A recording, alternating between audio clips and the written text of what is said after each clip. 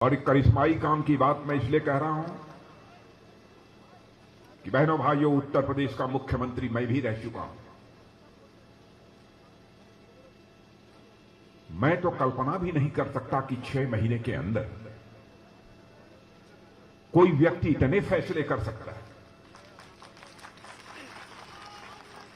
मैं उत्तराखंड की जनता से अपील करना चाहता हूं, बहनों भाइयों, नीयत और ईमान की कसौटी पर किसी को कसा जाना चाहिए। केवल घोषणा ही नहीं की है बल्कि उस पर अमल भी किया है। ऐसे आपके यशस्वी मुख्यमंत्री श्री पुष्कर सिंह जी धामी और उत्तराखंड में भारतीय जनता पार्टी जितनी तेजी के साथ अपने कदम आगे बढ़ा रही है और भारतीय जनता पार्टी का जो नेतृत्व कर रहे हैं उत्तराखंड सरकार के पूर्व मंत्री और भारतीय जनता पार्टी के प्रदेश अध्यक्ष श्री मदन जी कौशिक, सादगी और सरलता की मिसाल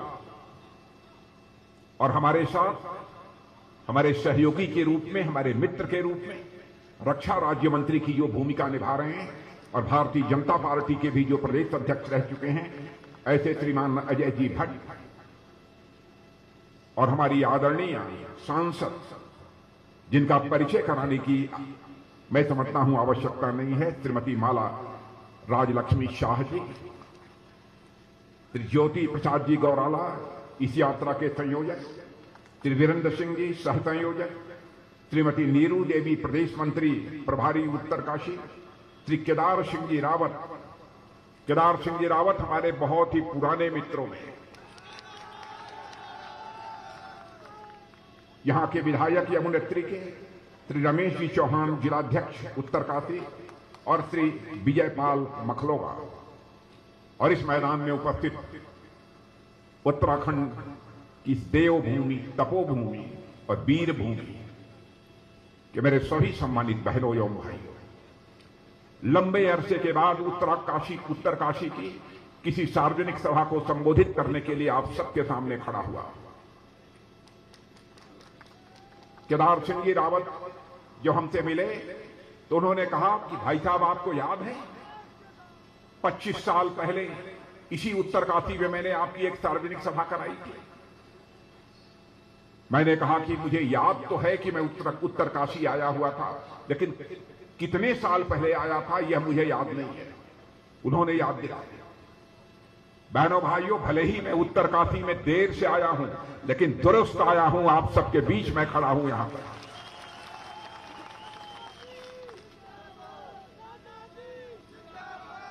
हम हिंदुस्तान में जहां भी रहे हों, जिस भी जिम्मेदारी का हमने निर्वाह किया हो, बहनों भाइयों, उत्तराखंड के प्रति जो हम लोगों के दिल में एक सम्मान है,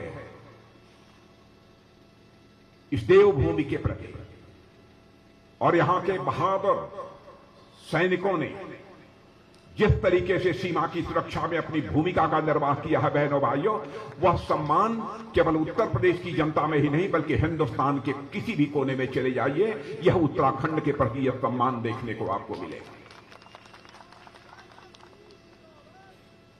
अब चुनाव का समय आ गया और आप जानते हैं कि चुनाव का चक्कर, चुनाव का चकल्लस कितना पेचीदा होता है। सारी राजनीतिक पार्टियां इस समय मैदान में उतर चुकी हैं और बहनों भाइयों, भारतीय जनता पार्टी हिंदुस्तान की सबसे बड़ी राजनीतिक पार्टी है। आज वह भी भारतीय जनता पार्टी पूरी दमखम के साथ चुनाव के मैदान में उतर चुकी है और मैं कहना चाहूंगा कि भारतीय जनता पार्टी, मेरे बहनों भाइयों, हिंदुस्तान की ही सबसे बड़ी राजनीतिक पार्टी नहीं है बल्कि दुनिया की सबसे बड़ी पार्टी का नाम है तो वह भारतीय जनता पार्टी। आज उस भारतीय जनता पार्टी की रैली में शिरकत करने के लिए इतनी बड़ी संख्या में आप सब यहां पर मौजूद हैं, लेकिन मैं यह कहना चाहूंगा, हमारा चरित्र है, हम जो कहते हैं वह करते हैं।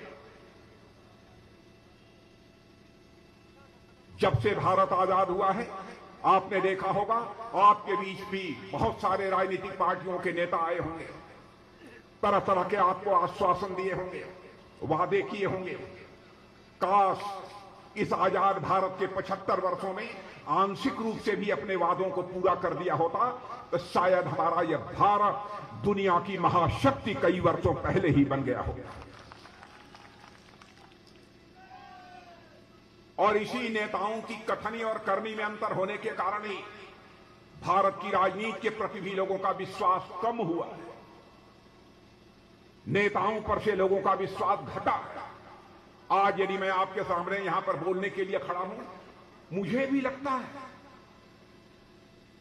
यह विश्वसनीयता का संकट पैदा होने के कारण क्या मैं जो बात कहूंगा हमारी उत्तरकाशी की जनता उस पर पूरी तरह से विश्वास करेगी या नहीं करेगी। यह चोर हमारे मन में भी बैठा है। आदरणीय अटल बिहारी वाजपेयी जी का प्रारंभ से आदरणीय आडवाणी जी का नेतृत्व प्रारंभ से ही हम सबको प्राप्त हुआ है। बराबर यही सीख दी है लोगों ने कि तुम लोग यदि भारतीय जनसंघ में काम कर रहे हो, भारतीय जनता पार्टी में काम कर रहे हो, तो याद रखना जनता के सामने वही वादे करना जिन वादों को पूरा किया जा सके, अक्षरशः पूरा किया जा सके।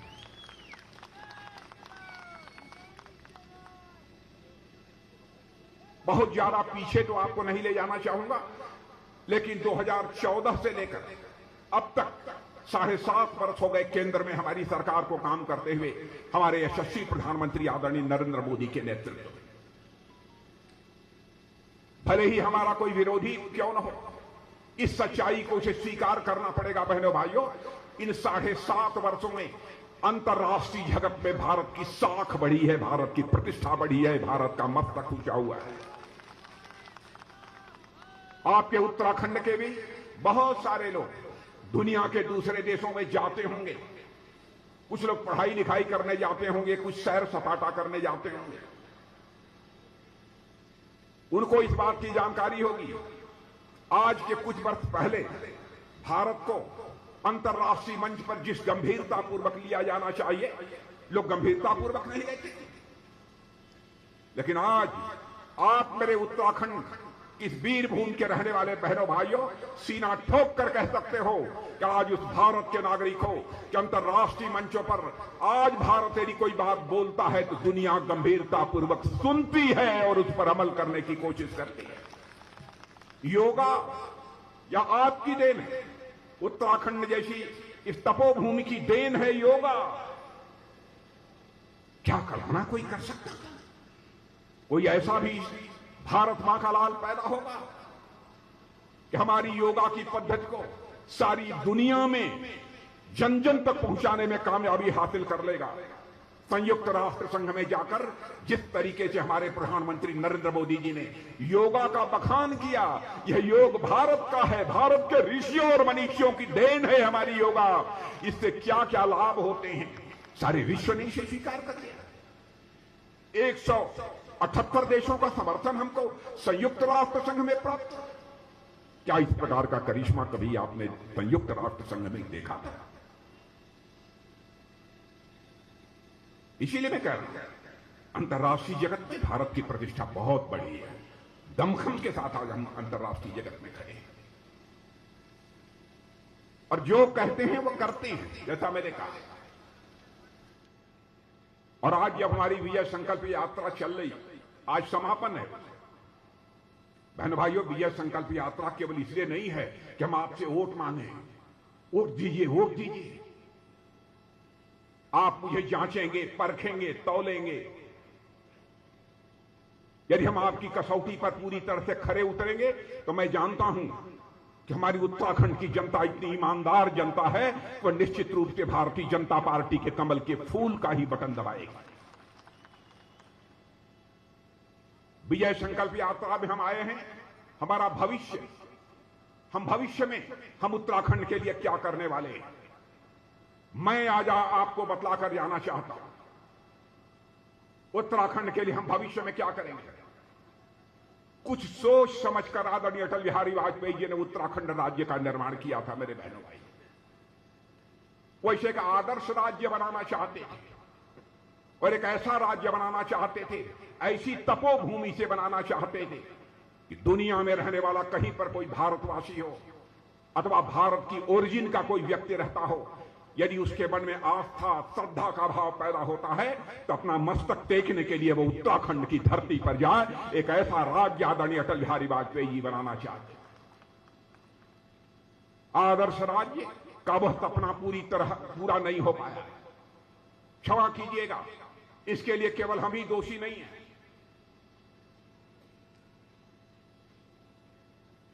कोई कह दे कि साहब आपको तो हमने 5 साल का समय दिया, 5 साल में कभी आदर्श राज्य नहीं बन सकता। बहनों भाइयों, जो कहता है झूठ बोलता। 5 साल में हमने जो कुछ भी किया है, आपने समय दिया। मैं आपको यकीन दिलाता हूं कि 5 साल का और समय दे दीजिए, उत्तराखंड एक आदर्श राज्य बनकर रहेगा। दुनिया की कोई ताकत हमें रोक नहीं सकती है। और यह बात मैं केवल अपने दमखम के आधार पर नहीं बोल रहा हूं।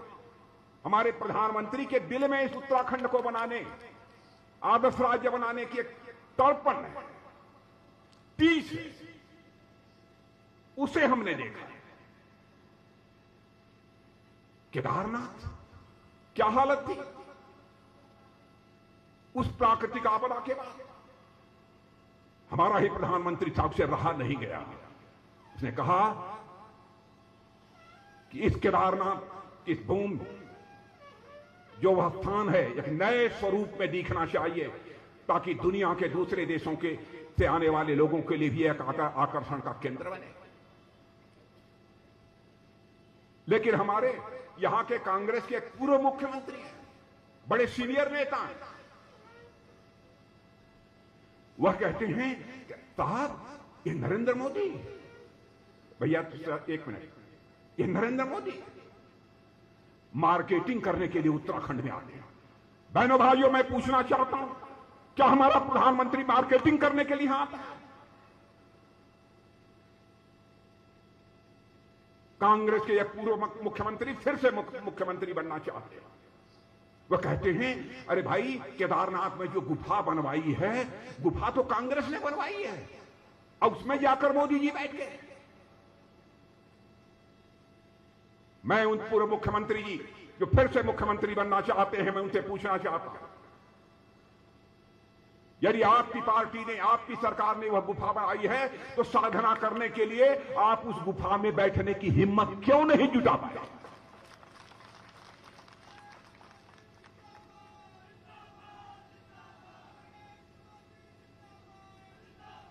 किसी पर आरोप लगाने के पहले 4 बार सोचना चाहिए। वो भी देश के प्रधानमंत्री के संबंध में।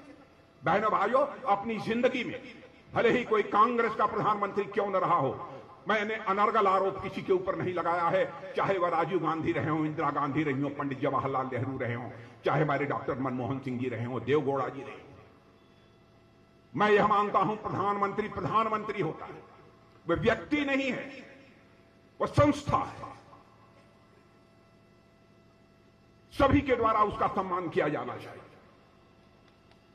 हल्के फुल्के आरोप नहीं लगाए जाने चाहिए, क्योंकि लोकतंत्र में जब यह संस्थाएं कमजोर पड़ जाएंगी बहनों भाइयों, तो लोकतंत्र को भी टूटने से दुनिया की कोई ताकत नहीं बचा सकती।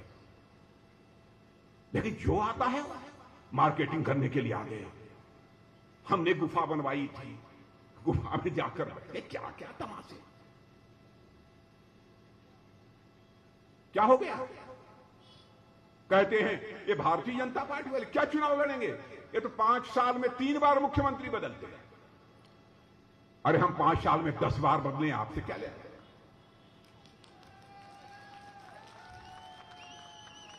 हम 5 साल में 10 बार बदले।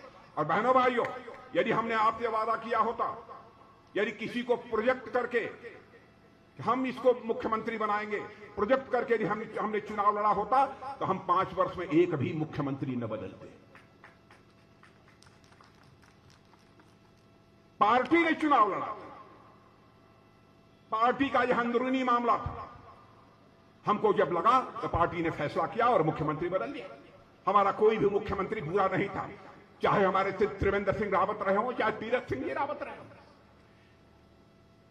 बड़ी पार्टी होती है, उसको कई चीजों को सोच विचार कर फैसले करने पड़ते हैं। किसको कहां संगठन में लगाना, किसको संसद में भूमिका निभानी है, किसको किस रूप में क्या काम करना है, कब क्या जरूरत पड़ जाए किसी की, यह सब सोच समझ कर फैसले लेने पड़ते हैं।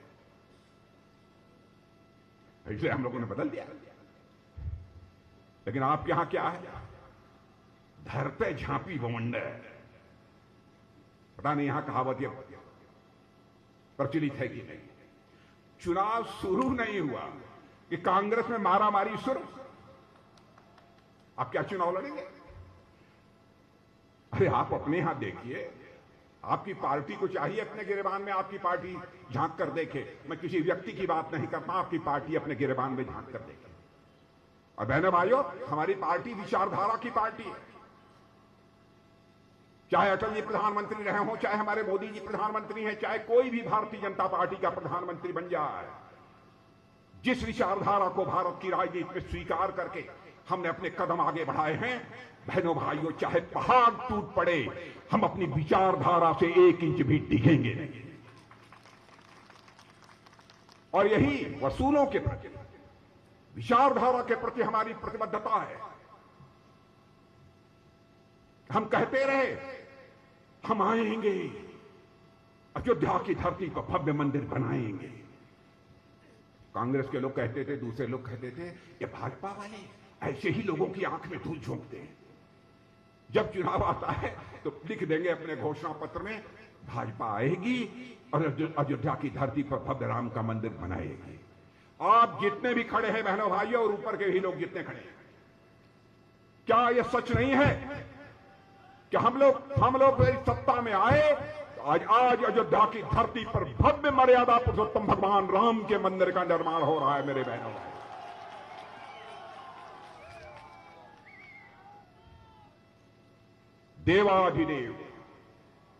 देवाधिदेव काशी विश्वनाथ, बाबा विश्वनाथ की यह भी धरती है, और जिस काशी से मैं आता हूं वह भी बाबा विश्वनाथ की धरती है। बहनों भाइयों, औरंगजेब ने जिस तरीके से काशी के विश्वनाथ मंदिर को तोड़ा था, या तो अहिल्याबाई होलकर ने उसका कुछ निर्माण कराया, नहीं तो आजाद भारत ही नहीं, विगत 200-300 वर्षों में आज उसको भव्य स्वरूप उसको देकर और विश्वनाथ कॉरिडोर को राष्ट्र को समर्पित करने का काम किसी भारत माता के सपूत ने किया है, तो भारत माता के सपूत का नाम है नरेंद्र भाई मोदी।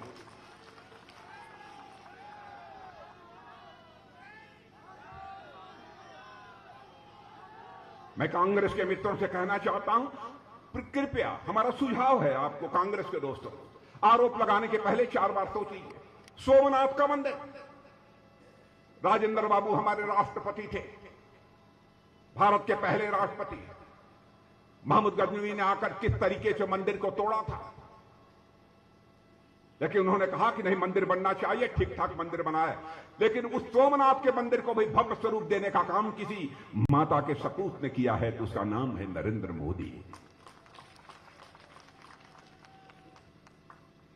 बहनों भाइयों, कितनी दुख की बात है।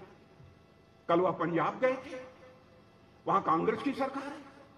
क्या आप कल्पना कर सकते हैं, भारत जैसे महान देश का प्रधानमंत्री जाता हो और उसकी सुरक्षा में चूक हो जाए, और उसके बाद भी कांग्रेस के लोगों ने आपसे बातें करी। मैं आपसे पूछना चाहता हूं, मैं सभी से इसका जवाब मैं चाहता हूं, क्या बहनों भाइयों ऐसी कांग्रेस को क्षमा किया जाना चाहिए? मैं आपसे जवाब चाहता हूं, हाथ उठाकर बताइए कि क्षमा किया जाना चाहिए कि नहीं। मीडिया के लोग जरा पीछे देख लीजिए, लोगों की क्या आवाज है, यहां मत देखिए। मैं एक बार हाथ उठाकर बताइए, माफ किया जाना चाहिए।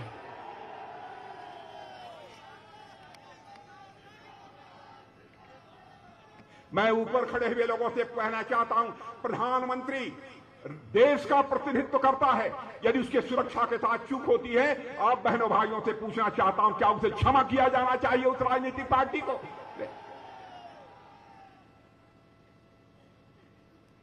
क्या तमाशा बना दिया। हम लोग भी मुख्यमंत्री रहे, ऐसी घिनौनी राजनीति बहनों भाइयों हम लोगों ने अपनी जिंदगी में कभी स्वीकार नहीं की। जो भी हम लोगों ने कहा है किया है। आप जितने लोग यहां पर बैठे हैं, मैं दावे के साथ कह सकता हूं, बहुत सारे ऐसे परिवार की माताएं बहनें होंगी जिन्होंने सोचा नहीं होगा कभी, गरीब परिवार की माताओं बहनें ने, कि जैसे बड़े परिवारों में एलपीजी गैस सिलेंडर से खाना बनता है, हमको भी गैस सिलेंडर से खाना बनाने का कभी अवसर मिलेगा। लेकिन किसी ने सोचा आजाद भारत में, तो हमारे प्रधानमंत्री नरेंद्र मोदी ने सोचा और उसने कहा जिन गरीब माताओं को लकड़ी जलाकर, अंगीठी जलाकर अपना खाना बनाना पड़ता है, उनको हम एलपीजी गैस सिलेंडर मुहैया कराएं। किया है कि नहीं? किया है कि नहीं?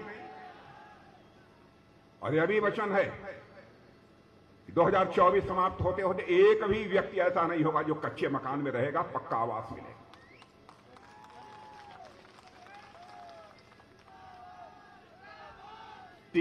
तीन चौथाई से अधिक काम पूरा हो चुका है। और उत्तराखंडवासी, मैं जानता हूं पर्वत की चोटियों पर भी लोग रहते हैं। हम लोगों की कोशिश यह है 2024 समाप्त होते होते या 2025 तक ऐसे हालात पैदा कर दिए जाएं, किसी भी घर की माता बहन को हंडी लेकर या पानी का बर्तन लेकर, सिर पर रखकर पानी का बर्तन, उसे अपने घर में पानी न लाना पड़े, बल्कि हर घर में नल पहुंच जाए और उसे नल के माध्यम से जल प्राप्त हो। और मैं केवल आपको स्वप्न नहीं दिखा रहा हूं, इसका पता लगा लीजिए यह काम हो रहा है कि नहीं हो रहा है।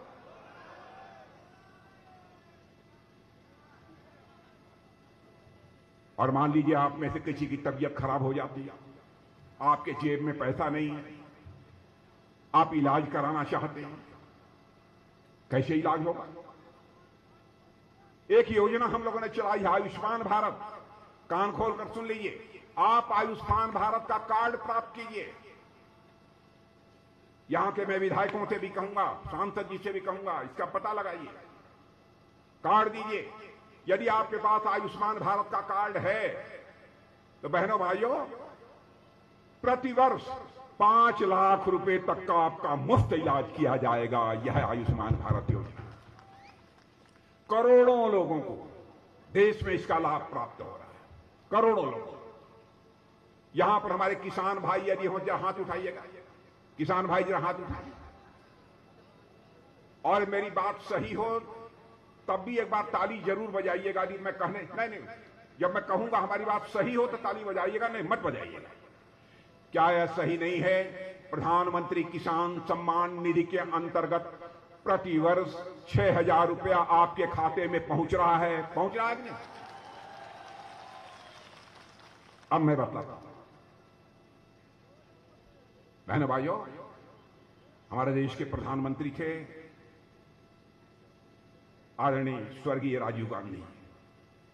मैं उनका बहुत सम्मान करता हूं। मैं उनकी ईमानदारी पर भी कोई सवालिया निशान नहीं लगाना चाहता। उन्होंने एक बार कहा कि मैं तो परेशान हो गया, मेरी समझ में नहीं आता मैं क्या करूं। मैं 100 रुपया यदि दिल्ली से भेजता हूं तो उत्तरकाशी में पहुंचते पहुंचते लोगों के पास केवल 15 पैसा पहुंच पाता है। 100 पैसा भेजता हूं तो 15 पैसा पहुंच पाता है। यह बात उन्होंने कही थी, यह लाचारी व्यक्त की थी, अपने दिल की वेदना उन्होंने व्यक्त की थी। लेकिन जब हमारे प्रधानमंत्री मोदी जी बने तो उन्होंने कहा मैं प्रधानमंत्री, देश की जनता ने हमको बनाया है, प्रधान सेवक बनाया है, हम मजबूर प्रधान सेवक बनकर नहीं जिंदा रहना चाहते। उन्होंने ऐसा सिस्टम बना दिया कि यदि 6,000 रुपया दिल्ली से चलता है तो 6,000 रुपया आपके खाते में पहुंचता है। मेरे बहनों भाइयों, यह होती है सरकार चलाने की शैली, गवर्नेंस की स्किल, इसे सरकार चलाने की कुशलता, इसे कैसे। बहुत सारी ऐसी योजनाएं हैं जिनको कि हमारी सरकार ने बहुत ही प्रभावी तरीके से बहनों भाइयों इसे लागू किया है। मैं धामी जी के बारे में कह सकता हूं, बहुत ही अच्छा काम कर रहे हैं और मुझे विश्वास है। देखिए 2014 के बाद तो इतना तो स्वीकार करेंगे आप लोग कि लगभग कांग्रेस सारे देश से साफ होती जा रही है। अब कांग्रेस सारे देश से साफ हो रही है, लेकिन आप लोग कभी कभी शरण कांग्रेस को दे देते हैं। कांग्रेस आकर कहीं दुबक कर बैठ जाती है तो उत्तराखंड भाई इस बार उनको दुबकने मत दीजिए। और हर बार जो टेस्ट करते हैं, इस बार इनको तो उस बार उनको। मैंने कहा इस सोच से आप बाहर निकलिए।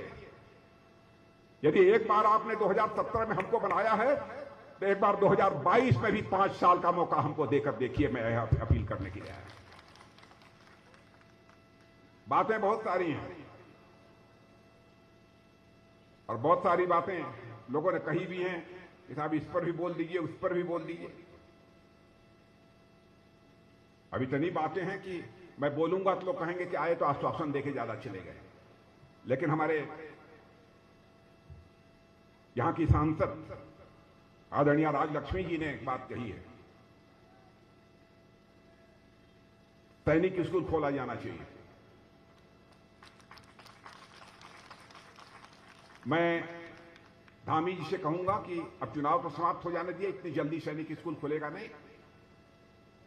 प्राइवेट संस्था भी यदि कोई सैनिक स्कूल चलाना चाहती है, क्यों भट्टिए, कोई यदि चलाना नहीं चाहता तो उसकी हम मान्यता देंगे। नहीं तो मैं कोशिश करूंगा। देखिए मैं अभी पूरा वचन नहीं दे रहा हूं, सैनिक स्कूल चलना चाहिए, इससे मैं सहमत हूं। कोई प्राइवेट हो तो सरकारी, उसके लिए जो भी मान्यता, जो भी सारी अन्य सुविधाएं मिलनी चाहिए सरकार के द्वारा हम देंगे। लेकिन ये सरकारी सैनिक स्कूल खोलना है तो धामी जी एक बार चुनाव हो जाने के बाद सैनिक स्कूल के लिए सरकार की तरफ से भारत सरकार को एक प्रस्ताव भेज दें, यह मैं उनसे अनुरोध करना चाहता हूं। हम निश्चित रूप से उस पर गंभीरतापूर्वक विचार करें। और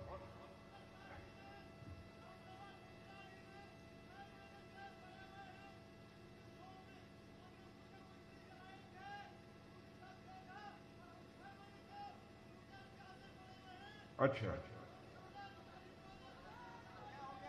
आप मिल लीजिएगा, मिल लीजिए। क्या मामला है तुम्हें मालूम? नहीं ठीक है, ठीक है। नहीं ठीक है, हो गई बात।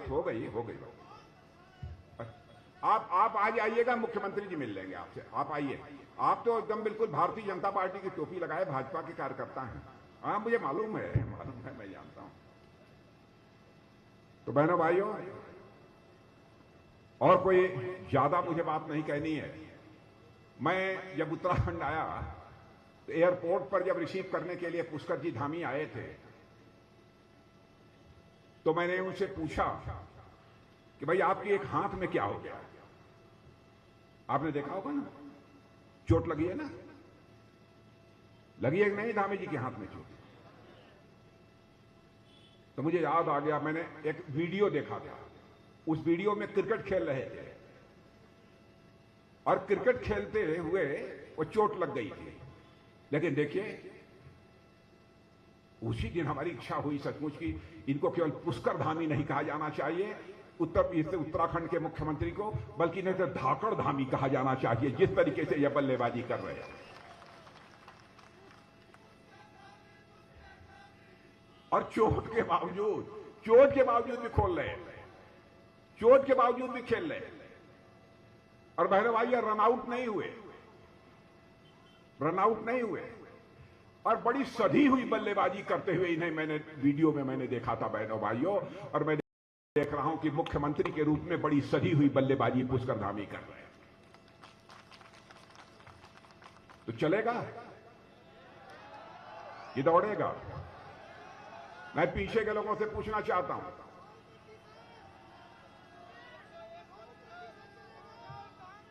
बहनों भाइयों, आपका समर्थन मिलना चाहिए।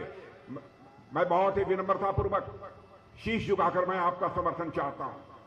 हां, इतना मैं यकीन आपको दिलाकर जाना चाहता हूं कि बहनों भाइयों, आपका मस्तक किसी भी सूरत में झुकने नहीं देंगे। आपका मस्तक किसी भी सूरत में झुकने नहीं देंगे। आपने देखा हमारे जम्मू और कश्मीर में पुलवामा कांड हुआ, उरी कांड हुआ, पाकिस्तान ने आतंकवादियों को भेज दिया और हमारे कुछ सुरक्षा के जवानों की उन्होंने कायरतापूर्ण तरीके से उन्होंने हत्या की। पहले भी होता था, पाकिस्तान से आतंकवादी आते थे, लेकिन सरकारें चुप्पी साध कर बैठी रहती थी, हाथ पर हाथ धरे बैठी रहती थी और हमारे सुरक्षा के जवान उन आतंकवादियों से जम्मू कश्मीर में लड़ते थे। लेकिन हमारे प्रधानमंत्री ने फैसला किया, जिस तरीके की कायराना हरकत पाकिस्तान के आतंकवादियों ने की है उसका मुंहतोड़ जवाब दिया जाना चाहिए। और आपने देखा कि हमारे सुरक्षा के सेना के जवानों ने पाकिस्तान की धरती पर जाकर आतंकवादी ठिकानों को सफाया करने में कामयाबी हासिल की।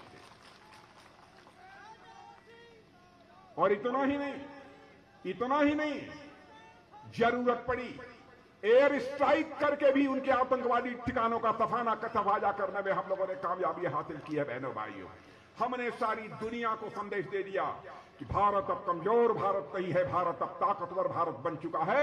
हम इस पार भी मार सकते हैं, जरूरत पड़ी तो उस पार भी जाकर मार सकते हैं। भारत के अंदर वह ताकत है, भारत के अंदर वह कुवत है।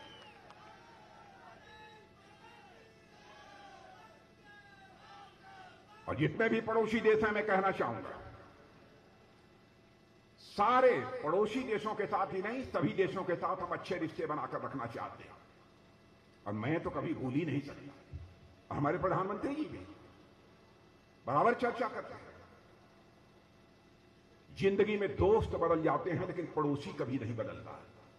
और आप लोगों को भी कहना चाहता हूं, अपने पड़ोसी के साथ अच्छे रिश्ते बनाकर रखिएगा, पड़ोसी से लड़िए मत। जिंदगी में दोस्त बदल जाते हैं, लेकिन पड़ोसी नहीं बदलता। इसलिए आदरणीय अटल बिहारी वाजपेयी जी ने पाकिस्तान से भी अच्छे रिश्ते बनाने के लिए स्वयं चलकर पाकिस्तान पहुंच गए। लेकिन पता नहीं हमारे उस पड़ोसी को क्या हो गया है कि अपनी हरकतों से बाज ही नहीं आता।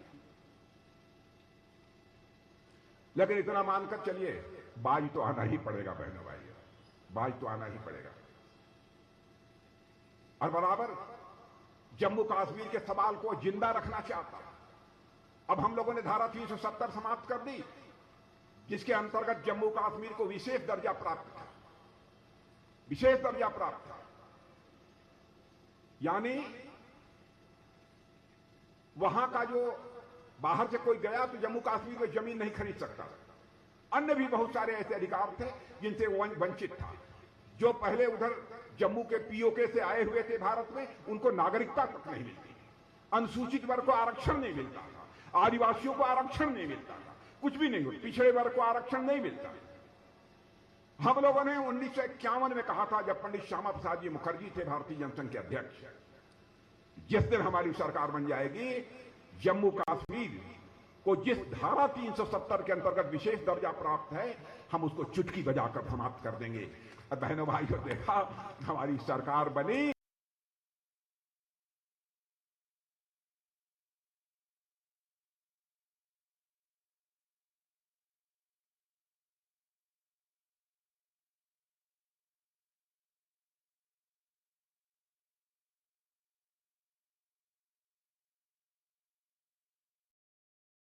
आप लोगों से यही अपील करना चाहता हूं कि मेरे बहनों भाइयों, आपका आशीर्वाद प्राप्त होना चाहिए। और यदि आप आशीर्वाद देना चाहते हैं तो यहां और वहां और इधर मैं सभी से अनुरोध करूंगा कि एक बार हाथ उठाकर, दोनों हाथ ऊपर करके एक बार हम सबको आपका अपना आशीर्वाद प्रदान करें। इन्हीं शब्दों के साथ आप सबको बहुत बहुत धन्यवाद। बोलिए भारत माता की, भारत माता की, भारत माता की। बहुत बहुत धन्यवाद।